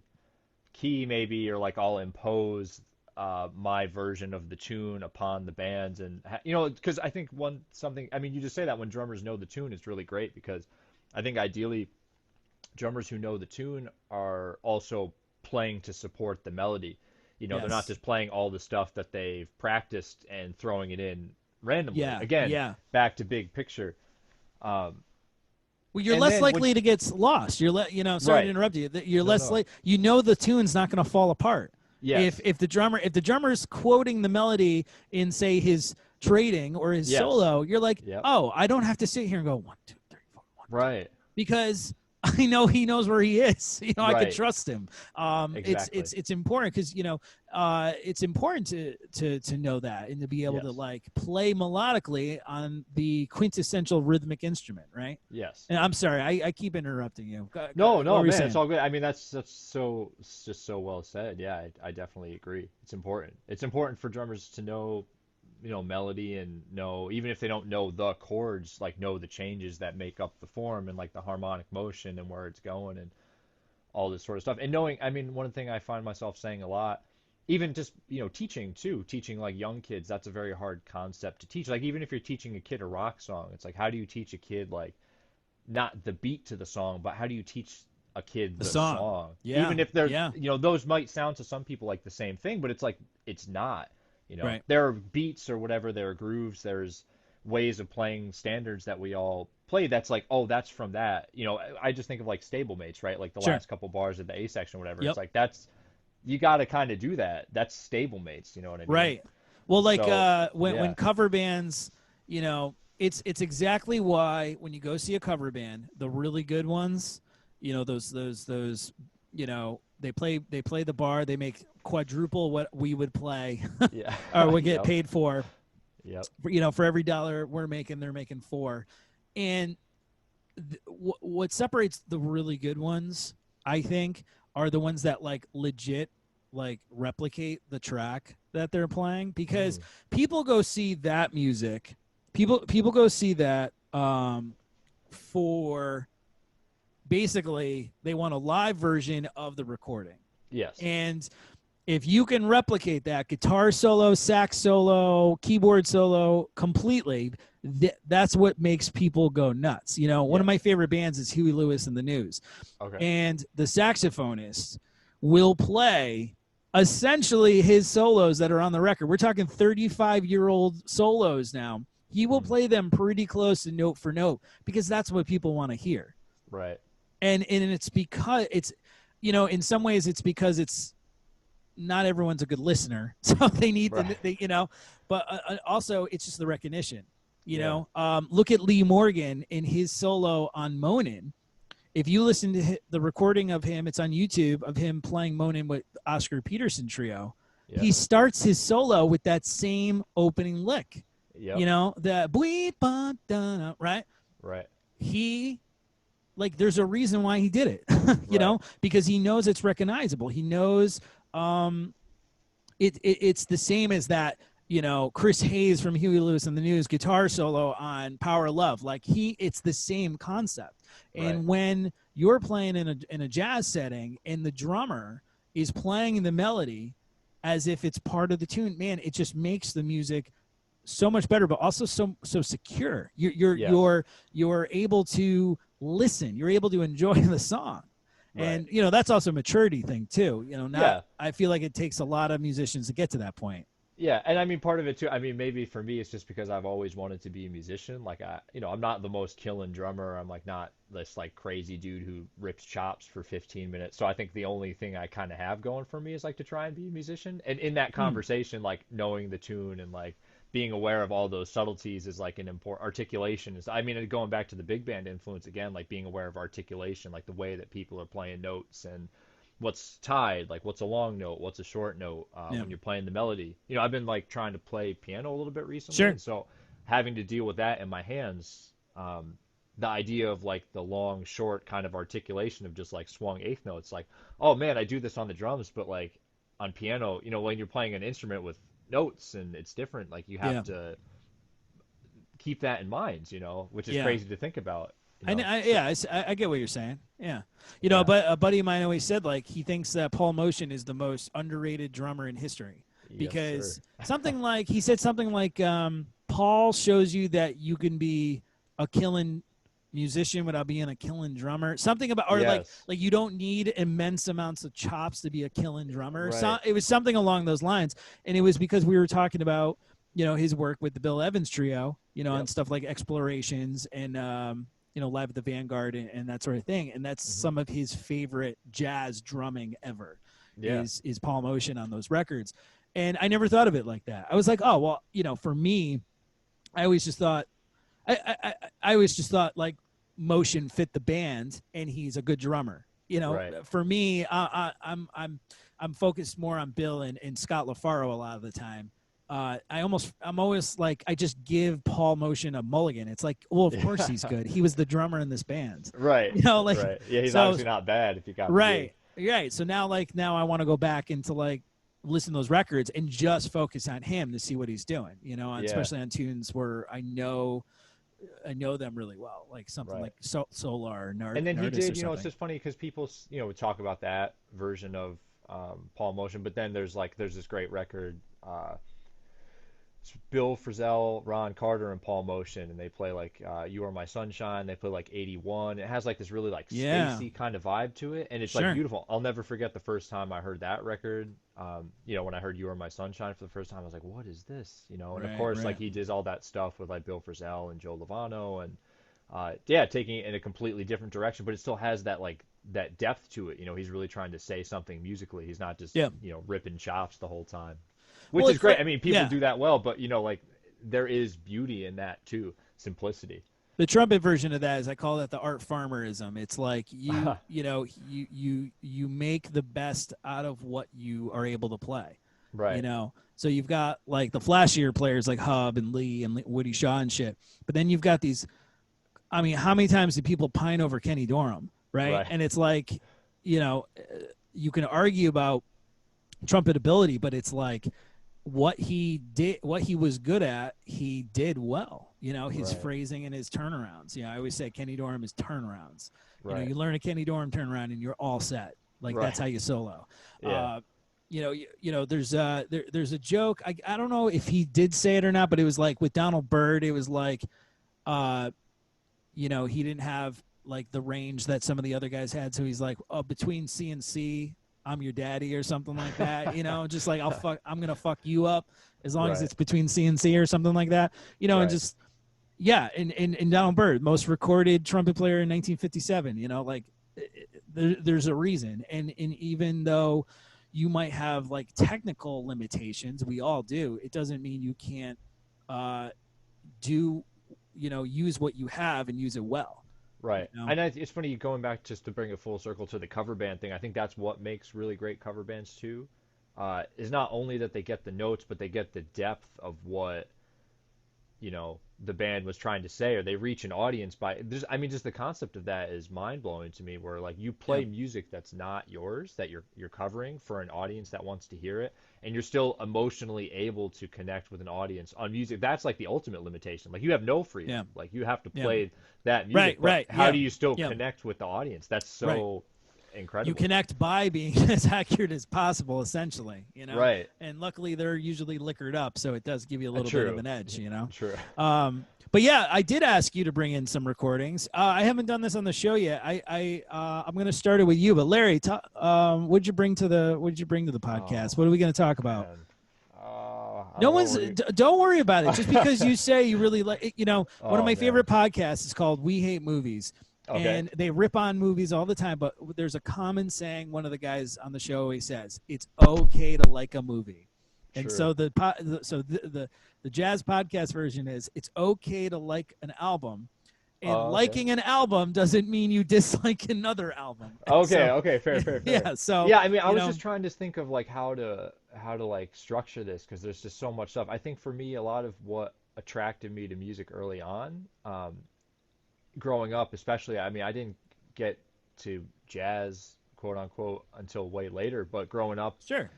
It was like bands like Rage Against the Machine or like Linkin Park or Green Day. I mean, man, the number of times I listened to like American Idiot in, fifth and sixth grade. Oh yeah, we talked about this before. Yeah. For me it was Dookie, man. That was one of the first tapes I bought for my car. Yeah. My first car was 1989 Cavalier. It only had a tape player. Had Dookie on tape, and that I fucking wore that thing out, man. Like, yeah. No, I think it's really rare in music, especially jazz musicians. We have to stop pretending. We have to stop thinking it's super cool, in that we must have gotten into jazz at a young age. Yeah, it's rare. Right. Our friend Josh Bruno, he's one of my closest friends. He talks about how his grandfather got him listening to Cats when he was like 7 years old. I'm like, I didn't hear jazz trumpet until I was like a junior in high school, when I finally sat down and decided to check out Wynton Marsalis, because my parents had bought me a Wynton Marsalis CD or something. Right. It is not easy to get into jazz if you don't know what to listen for. That's why I always get into arguments, and I've gotten into an argument with someone we both know, and I'll keep him nameless for the show. But I said, look, man, like Kinda Blue is not a good album to introduce jazz to kids. Yeah. It is not at all. And as a trumpet player, especially, I couldn't stand that record because you don't get it. It's called maturity for a reason, or maturity has a purpose. What got me into jazz was the Sidewinder, because it was, this funky bluesy solo. Yeah. Where Lee's playing all the trumpet tricks. That's what gets your immature ears hooked on, because it gives you something to relate to. So to say like I was really into Rage Against the Machine is fine. It's fine. Yeah. But I mean, moving on, I guess. Then later on in high school, what actually did draw me in originally was we used to do I did everything in high school, like whatever I could just play. It was great. But sure. I did, jazz band, of course, and we Same. did the essentially Ellington. We got the essentially Ellington charge. We never went to the competition, but my band director would always get the charge for us to play. And there were a couple tunes that, like "Such Sweet Thunder" was one. When the first time I heard that, I was like, "What is that?" Just the way it starts. It starts with that, like Yeah. really like gritty thing. There was another really soft one, which I later learned, actually just recently. I didn't know what this is from. It's one of Duke's extended works, one of his suites, I guess. There's this tune called "Sunset and the Mockingbird." So beautiful. I mean, just the way he starts out, just this piano intro before the band comes in. I heard that, and again, feeling. It was something about the feeling of the music that I was like, man, like what is this? I haven't heard Yeah. anything like that. And of course, then you go to school and then you figure out all these records and you hear all the stuff, and even just recently having listened to, like I just go back. You go back and listen to some other stuff that you listened to when you were younger and you didn't like quite get it. Sure. you know, and it's like, oh, like, okay, guys. So you were saying that about Kind of Blue. I mean, for me, when I was in school and I heard Kind of Blue, I mean, so what? The first time when Jimmy Cobb comes in at the top of Miles of Soul, like right on beat one with that ride cymbal, with like the rivets in it, it's like, pop, and I just, oh my God, like so great. Yeah. Yeah. Um, I mean, so that's like the trend, the trajectory. But even recently, I mean, there's a couple other records like when I was in Colorado, what was that? Over a year ago at this point. Yeah, I think it was over a year ago. I Yeah, feel I like think it it was. was last summer. Yeah. It was last summer. Yeah, I got into this. That's when the Roots kick really started for me, like the band The Roots. And there's this one record called How I Got Over that I listen to all the time. Like every Yeah. song on that record's like a banger. There's the song that most people probably know is The Fire, which is on all those like, Jimmy Fallon YouTube clips and stuff like Mm-hmm. that. But there's this song in here that I found called The Day. And just something about listening to that song when I was out there, like doing this new thing, this new experience where I was just like, just got me thinking, like, wow, uh, man, I don't know. I don't know where this conversation's No, it's going. There's cool, just man. so I many mean, records, man. no, Yeah. I know, I know. What do you got there? Okay, I saw, I Oh, heard okay, them okay, click. Let's get okay, one in. So okay. what's one you love? Okay, so I mean, I talked about Mel Lewis earlier, so I'll Yeah. start with this one. So probably the first one, it's the Mel Lewis Oh, Orchestra, 20 yep. Years at the Village Vanguard. It's Hmm. so great. They do this arrangement. I guess it's a Thad arrangement of All of Me that I hadn't heard them previously do. Because at this point, I'm not sure that Thad was even alive at this point. No, I guess or actually maybe he was. I don't know the year he died, but um, they play this arrangement that he did of All of Me that I hadn't heard them record with the previous, like the band when they were together. Hmm. It's just so great. They do Alone together, Interloper, American Express.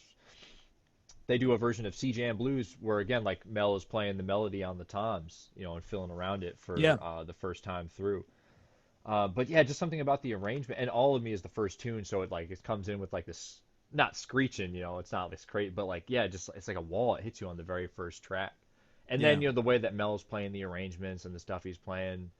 For me, I think one of the cool things that really connects me to this record now is having met and studied with some of the guys who are on the record, Oh yeah, yeah. like Ralph Lalama and like Gary Yep. Simoleon, and like going to Yeah. see that The guys band and like they're still in the band.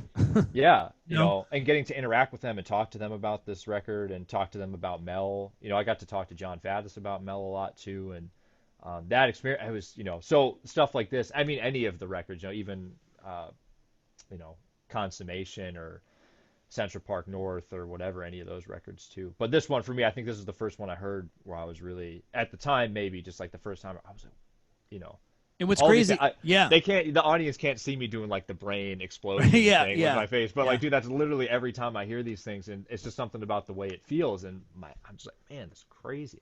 What is that? I know. And those cats that you're talking about, they were kids when they were on that Yes. record because Yep. that record is like 35 years old now, Yep. So it puts things in perspective, man, you know? Yeah. All right. All right. Yeah. I come back to that one once in a while. I was talking to our buddy Isu the other day about big bands, and I Mm. realized it's been quite some time Mm. since I sat down with a lot of big band music. So Same. That's going I to be think for I me think I'm definitely gonna something I'm coming back to very soon. yeah, I think I'm gonna spend some time in the coming weeks getting Right. back into big band stuff because I mean my my love for big band has evolved immensely Mm. When I first started playing jazz, it was I was a lead player, Oh, okay. and I was all about playing fucking loud and high, and High and I loud, yeah. was and I was into like Maynard Ferguson and those kind of guys because that was cool. And Right. then as I got to college, when I got to school, my first 2 years in school, I was playing lead in the big band. Oh, okay. And that was my thing. That was like what I look forward to the most. And then somewhere in between sophomore and junior year is when I like made the change, and I was like, nah, I want to play Mm. fourth. Okay. And so now I listen for different things in the trumpet sections when I'm listening to the bands now. It's Right. and it's nice. Like I dig like the Mingus big band because there's usually Yeah. only like two trumpet players in that group Hmm. or three, so Yeah. you get a lot of like the ensemble stuff, but with a lot of like the individual voices happening. Right. Yeah. So that's yeah. Mingus Big Band, it's like live New Year's Eve. That's a good one. I gotta look that up again. All right, what Yeah. else you got? I mean, to keep on the trend of big bands, I guess I'll pull up two. I mean, this one is great. It's The Magic Touch, which is a Tad Dameron record. Yeah.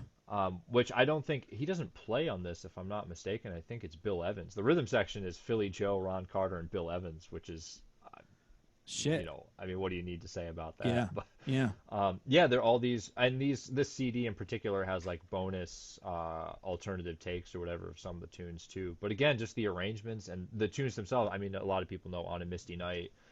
Some people, a tune I played a lot, Our Delight, is on here. Yeah. You're a Joy, which is a beautiful ballad. There's Look, Stop, and Listen, which is like a drum solo. So the first time I heard that, I heard a different version, a different guy, like a Turkish cat, do a recording of that with like Peter Washington, and Terrell Stafford was on his thing. I forget who plays piano, Mm. but I heard him do that, and then I found the original. I was like, wow, that's a great one. And also, not slightly unrelated, but sort of what you were saying along the lines of the Mingus Big Band is Speak Like a Child. Oh, I love dude. this record. It's so great Oh no, I because, just perked up, man. yeah, Yeah. Yeah. dude. Go ahead. I think when I realized the first time I realized that it's really a trio record, but it Yeah. has the horns for ensemble playing. Yes. I was like, of course, the first time I heard it, and I'm a big Mickey Roker fan. I mean, I love Oh, his okay. playing. Okay. But so I heard that, and I was like, man, this cat's not Tony. Like, who is this? Went down the rabbit hole of that. But yeah, just the idea that it's a trio record that Mm-hmm. has horns accompanying on the melody or like playing backgrounds and Yep. stuff like this. I It's very yeah. intriguing. I Yeah. transcribed "Speak Like a Child" because I really wanted to play it for a gig, and I remember the first time around realizing all the horn parts were actually. I was like, "Oh shit!" The melody's the piano, and I had to Yes. go back and do it again. I Yep. was like, "Wow, what a sparse!" So impressionistic. It's because I was Right. listening to the wrong fucking instrument. Right. I love "Speak Like a Child." One of my favorite records of all time. It's a shame the horns don't solo, but Yeah. because you got Thad on flugelhorn there, Yes. Yep. but still amazing nonetheless. Also, The Prisoner, which Yes. is Yep. the album after, which is a 9-piece Right. written for really a sextet, which is it's the same Yeah. vibe but with three more people. It's interesting. A lot of Right. ensemble stuff, but then like there's a core group, Right. and then there's So Yeah. And I think the when I also realized too what I took some time to reflect on, like, speak like a child, like, what does that mean? And all the names of the songs, and like, what does that mean? And like the vibe of each of the songs, like, what does that mean? And I realized like he was really actually trying to like say something, like do something. He was like making a statement through the yeah. record, you know. Yeah, Herbie was Um, making concept albums pretty much from the get go. yeah. I think realistically the first one is either whatever came first, Maiden Voyage or Empyrean Isles, Mm, because Maiden Voyage has this oceanic vibe for everything. Eye of the Hurricane, right. and all this stuff. Everything is very much. Right. All those tunes are perfectly put on the right record. Yeah. Whereas like the Turnaround by Hank Mobley is definitely a bunch of sessions, and they just Right. put it together. Right. This Maiden Voyage is thought out, and same with Empyrean Isles. Empyrean Isles is you get One Finger Snap, you Yep. get Cantaloupe Island, Aliloquy Valley, and The What's the Egg, is that last? Is called? it The Egg, or is Yeah. The Egg on the other Maiden No, Voyage? The Egg is definitely on Imperial Isles. Yeah, but basically with Imperial Isles, you get. I always say it's the snapshot of the '60s. You get the modal tune in the beginning. You get the quasi ballad in the second tune. You get the Yeah. jazz funk in Yeah. Cantaloupe Island, and then you get the avant-garde tune. Right. And it's like literally all of what was happening in jazz Right. in one four record. tunes In too. 4 tunes, yeah. It's incredible. Yeah. I love. Oh man, I'm gonna have to go back and listen to that. Yeah. Oh, thank you so much. My wife showed up with a coffee. I'm sorry, Larry, but I got a coffee. I got a Dude, I'm special jealous. delivery. I mean, no one's special with delivering anything. Oh, to I me, know. so. She might need me to kill a bug later, so I got. Oh, true. Yeah. So I see. it's a balance. I mean, that's what it is. It's a balance. Thank you, my love. Thank you so much. All right, I think we got time for one more, Larry. We've been talking for I mean, we could squeeze it in, but we've been talking well over an hour. This is incredible. This conversation flew by, dude. It did, man. I can't believe that. That's yeah. crazy. What else you got? All right, I'll do two. I mean, I just want to. There's just so many honorable mentions, man, that you can't even. The first time I heard Slum Village, Fantastic Volume 2, I mean, that for me was just like mine. That got me into the Dilla thing because it's not, the beats aren't, it's not, I say to people, it's like not the crazy stuff. It's not the crazy Dilla beat tapes or anything like that. It's very accessible. So I had to shout those out. Of course. Because that's of just, course. Two more. Okay, so real quick. I mean, a lot of people know I talk about this one, and it's funny because I had to play a gig where I had to do this version of the tune, and I didn't know it at the time, and now it's become one of my favorite records. Is Donny Hathaway Live? Oh, fuck yeah, man! Absolutely. I had to play What's Going On for a gig when I was, just first year or two at West Conroe, and I didn't know the arrangement, and I hadn't heard the record before, and I was like, gosh. So I don't know if I can swear on this podcast. Of course you can. Okay. Have you not been listening to me? Oh my goodness. So I mean, but yeah, then I found the record and I spent some time. I sat down and really listened to it, and having played at the bitter end, too. To have that again, that's just another one where every time I'm there, every time I play, all I can think about is how half that record was recorded there. Yeah. But dude, it's just the groove, the way that the drummer plays on it. I think his name is, I might be butchering it, is Frank White or something like that. Mm-hmm. Willie Weeks is on bass, and the way I noticed about like drums are super simple, and then like Willie Weeks is like, he's going for it, So just the groove and the tunes, the way that Donnie interacts with the crowd, like the energy of the whole thing, just imagining trying to be there, just everything about it. I could do a whole podcast on just crowd interaction. Yeah, and that's the one, because there are several instances in that where he's like getting the audience involved, have them singing. He's talking to the audience, he's like making remarks to the audience, like in between like verses and songs. It's incredible, Yeah, the soul singers of that era, you could hear it in Sam Cooke, Marvin Gaye, Smokey.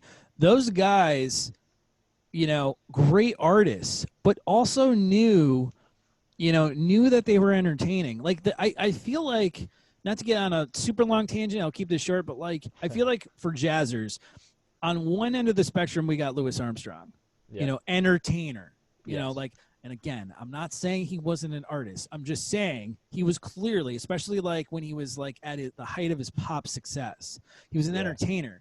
On the far end of the spectrum, you've got Miles, who would perform facing the drummer. Like, so there's got to be a middle. There's got to be the balance of yin yang, right? There's got to be this balance, right? So it's okay to talk to the audience in between the verses, in between the lines, and those guys always did a great job of it. I'm gonna there's a great. And not only that, but the music is like super. It's sophisticated music. The harmony is deep, and the arrangements are really deep, and the things that they're talking about are really deep. But people could just be singing along to the words without any. Not that they're saying that they did, because obviously there's some of them that are very upfront, but. Yeah, just it's so accessible yet so deep at the same time, and it's inclusive. It's not off-putting to regular people. It's such a concept that it's incredible. I'm trying to find the Sam Cooke record where he's live, but he's like, oh, here it is. It's called Sam Cooke Live, the Harlem Square Club. Okay. King Curtis on tenor saxophone, I believe. That record is I'll send it to you after. Yeah, please. Off. It is incredible. Same thing. He knows that he's an artist and he's entertaining, and it's Yeah. okay to be both. Right. Incredible record, and Yeah. definitely for for another time, a conversation about like race music in America, Black Yeah. American music. Yeah. Sam Cooke in front of, shall we say, an African American audience, or just not the prim and proper Harriet and Biff suburbia of 1950s America. He's a different kind of singer, and I Yeah. fucking love it. It is Right. so amazing when he can put his hair, when he let his hair down, how swinging he is. I'm not saying he's not when he's in front of those other audiences. I'm just saying there's just this grit in the groove that could only exist in certain environments, and it's there, and that's why that record is so incredible. Right. It's the same thing with the Donny Hathaway one, where it's just like he is in his element. Yes. He's not, he's in his element. Where he's balancing the artistry with the entertainer. He's not just entertainer. Right. If you catch my drift, Yeah, absolutely. So, yeah. All right, and one more. Yeah, one more. What do we got?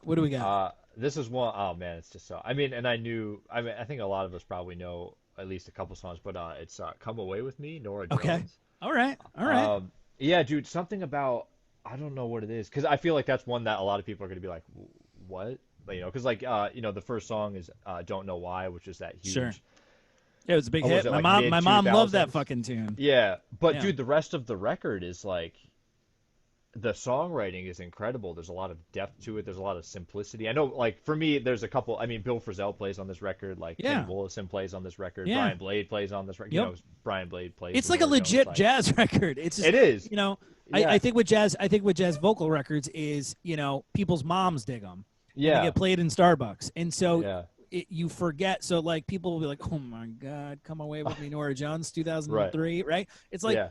You forget who's on the record. You forget what it's not Nora Jones or any of those cats' fault that like it became a Starbucks, affiliation. It's not, it's not their fault. It's accessible. I think that happens with especially jazz vocal albums. They become pop albums, right? For that reason, they're more accessible to people who don't know how to listen to instruments. Yeah, and for me, just yeah, it's like the rest of the tunes on the record. Because if that's the first tune on the record, Don't Know Why. So everyone's like, oh, like I know that song, whatever. And I'm not crazy about that song, but the rest of the record, the songwriting, they're all short songs, but they're super concise. And I think they all have this, like, again, for me, just a feeling. It's like a feeling. They all have this impact. They're all saying something slightly different. And the way they're written and like the harmony and all this stuff.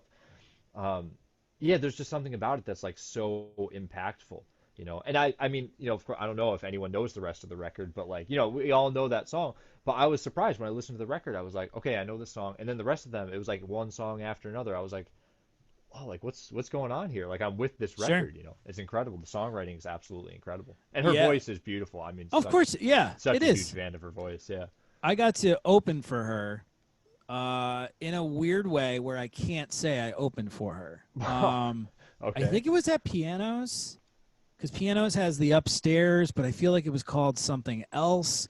Basically, it was a club downtown, and they had the upstairs, they had the downstairs, and the shows were staggered. So, like, one started after the other, And my band played, and then some woman at the piano started the next set. It turned out to be Nora Jones. She had, like, played under a false pseudonym. Wow. And I was like, oh, shit. Yeah. And she was like trying out new material, I guess. And because I was like, wow, my gig is so fucking packed. Because like, obviously she invited friends and stuff, right? So I'm like, oh my God, it's so packed here. This is great. This is great. I got to talk to Kasiba. I'm pretty sure he was on that gig. Wow. And yeah, if anyone remembers, the venue had a white piano. It was a pearl white painted white picket fence colored piano, and there was it was 2 floors. It was definitely in the East Village. It might have been Pianos, but I don't remember the upstairs bar being what Pianos upstairs looks like. I don't know. I got to do some research. This was probably like 2011. Wow. 2000, yeah, probably 2010 or 2011.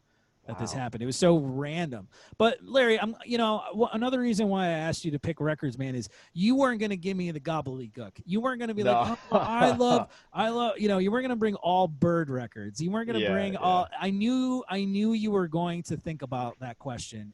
yeah. You weren't going to throw it away, and you were going to bring stuff that would have been different from somebody else. And so, like, anyone who rolled their eyes when they heard Nora Jones, fuck them. Because, Saving the dude, best like, for yeah, go, yeah. you know what? Because you know what I say to them? Go say that to Nora Jones, right? True, yeah. Go say that to Brian Blade, who played, Yeah, yeah. he played, if Who he I played mean, drums on the record. he has his own singer-songwriter records too. He has Exactly. his own, so it's like, yeah. And I mean, it was such a tough question because, of course, I'm so influenced by so many quote-unquote straight ahead records, or Sure.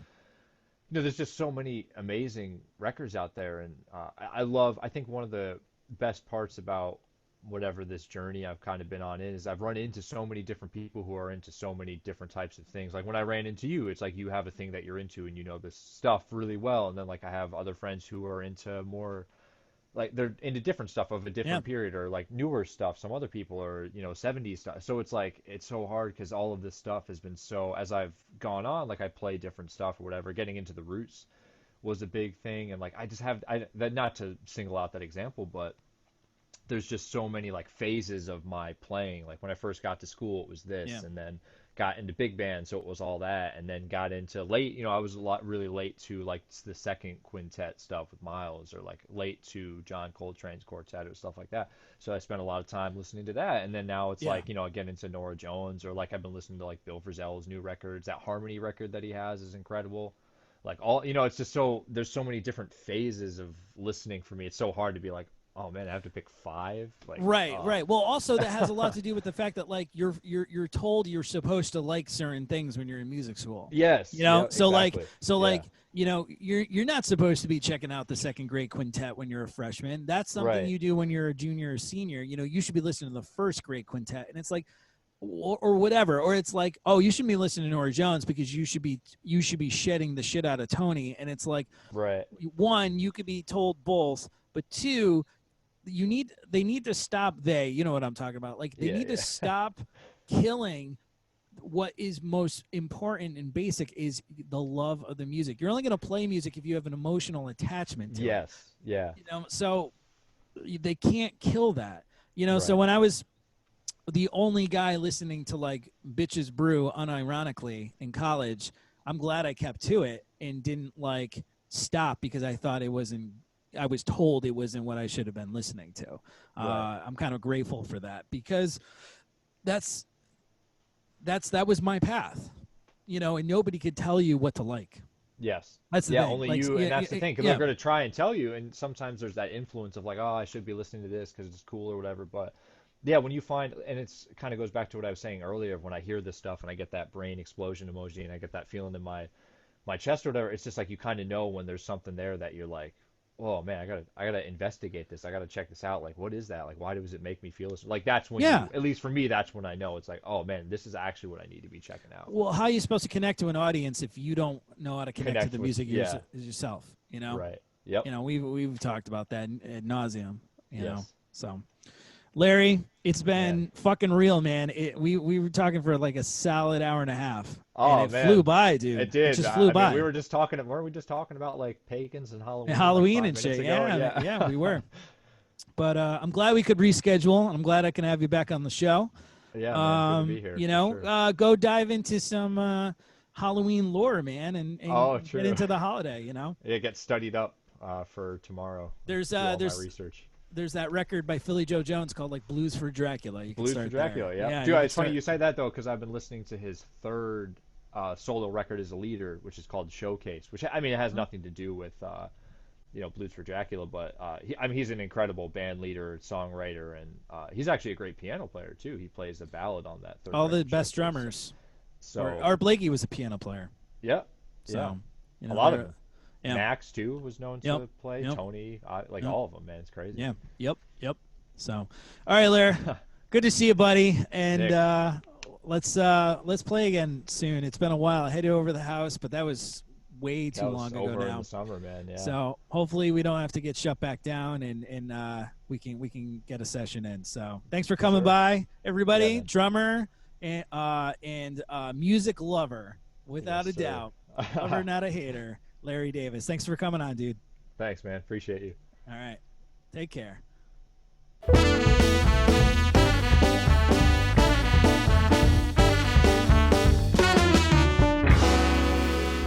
All right. I hope you guys had a good time with that.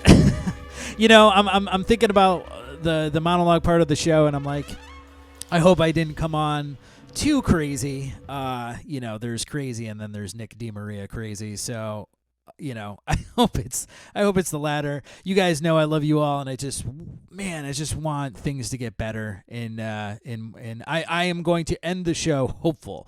We are going to do great, and truth, justice, and the light will definitely shine through at the end of this tunnel. I am going to plant my flag there with that. So, with everything going on, we need this win, and I'm going to believe it's going to happen. So, yeah. But anyway, I want to thank Larry for coming on the show. That was so cool to talk to him. And I knew he was going to bring some big band curveballs, and he did not let me down. So I really appreciate that. And it's always good to talk about records, like without the bullshit. You could just talk about what you like. I mean, that's so great, right? It's kind of like pure, I guess, in a way. So anyway, thanks so much, you guys, for checking out the podcast this week. I hope when the next episode airs, I have excellent news for you, because I do have an excellent interview lined up for that episode. So what better way to have a great interview but to have great news about the election? So hopefully that is the case. Anyway, this has been Mr. Millennial's Revenge. I'm your host, Nick DeMaria. This is part of the Jazz Underground of New Haven. I will see you next time. Thank you so much.